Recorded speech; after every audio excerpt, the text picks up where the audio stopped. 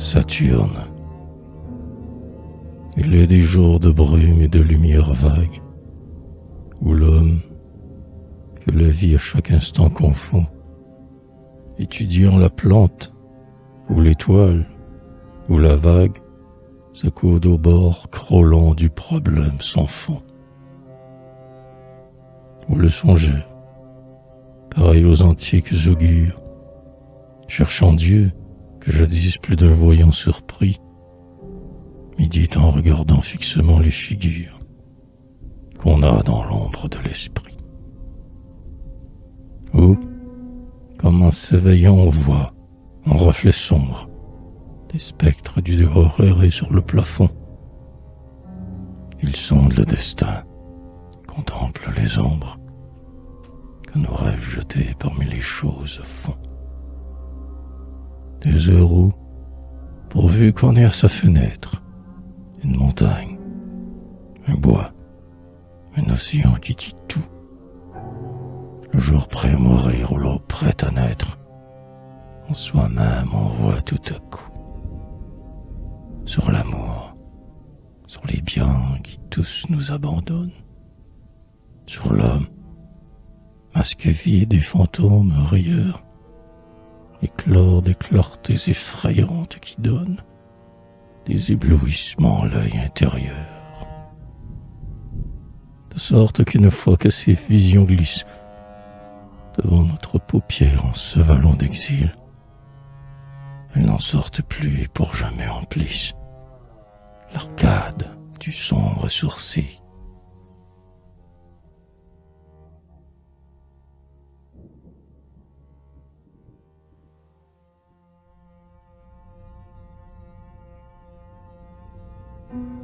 Donc, puisque j'ai parlé de ces heures de doute, où l'un trouve le calme et l'autre le remords, je ne cacherai pas au peuple qui m'écoute que je songe souvent à ce que font les morts.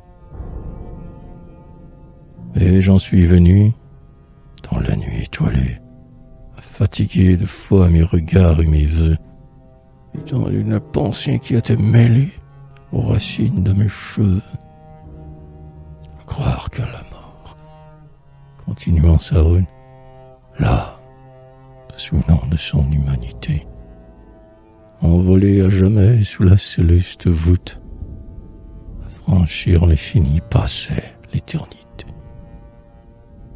Et que les morts voient l'extase et la prière, nous deux rayons, pour grandir bien plus encore.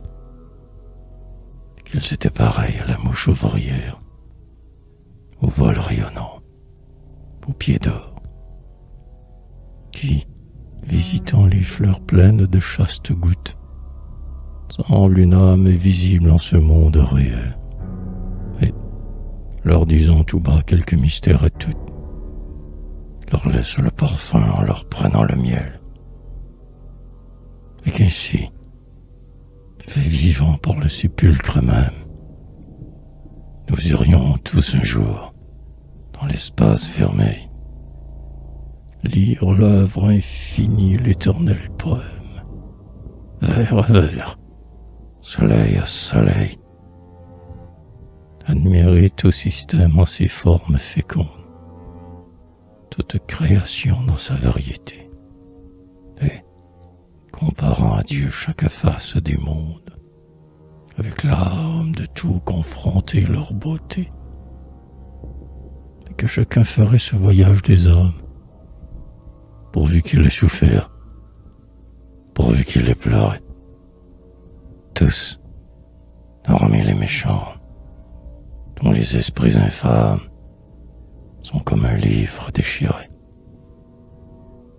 Cela, Saturne, un globe horrible et solitaire, les prendra pour le temps où Dieu voudra punir, châtier à la fois par le ciel et la terre, par l'aspiration et par le souvenir.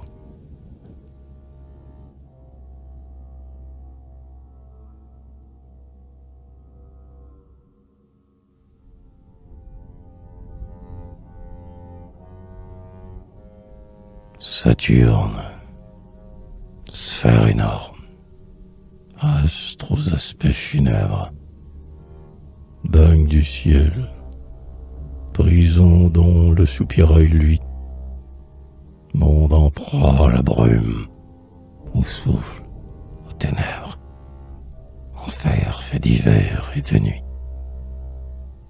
Son atmosphère flotte en zone tortueuse, des anneaux flamboyants, tournant avec fureur, font, dans son ciel d'airain, deux arches monstrueuses, d'où tombe une éternelle et profonde terreur.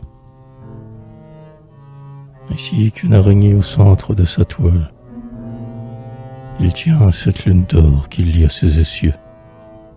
Pour lui, notre soleil, qui n'est plus qu'une étoile, se perd, sinistre, au fond des cieux. Les autres univers, entrevoyant dans l'ombre, se sont épouvantés de ce globe hideux. Tremblants, ils l'ont peuplé de chimères sans nombre, en le voyant errer formidable autour d'eux.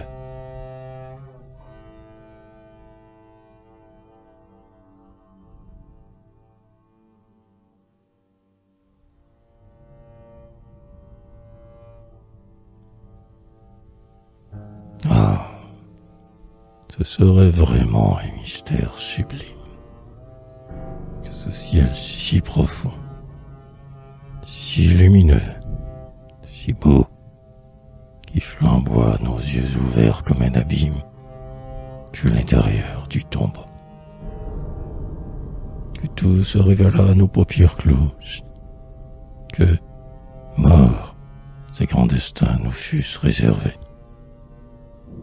Qu'en est-il de ce rêve et de bien d'autres choses?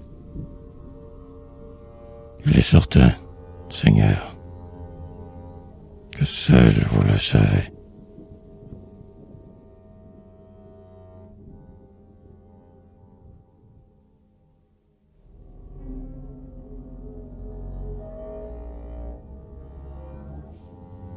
Il est certain aussi que, jadis, sur la terre, le patriarche, ému d'un redoutable effroi, et les saints qui peuplaient la Thébaïde austère ont fait des songes comme moi.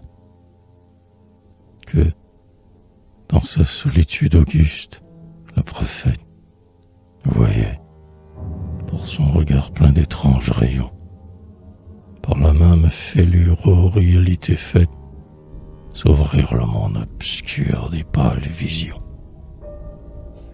Et qu'à l'heure où le jour devant la nuit recule, c'est sage que jamais l'homme, hélas, ne compris, mêlé, silencieux, au morne crépuscule, le trouble de leur sombre esprit. Tandis que l'eau sortait des sources cristallines, et que les grands lions, de moment en moment, vaguement apparus au sommet des collines, poussaient dans le désert de longs rugissements.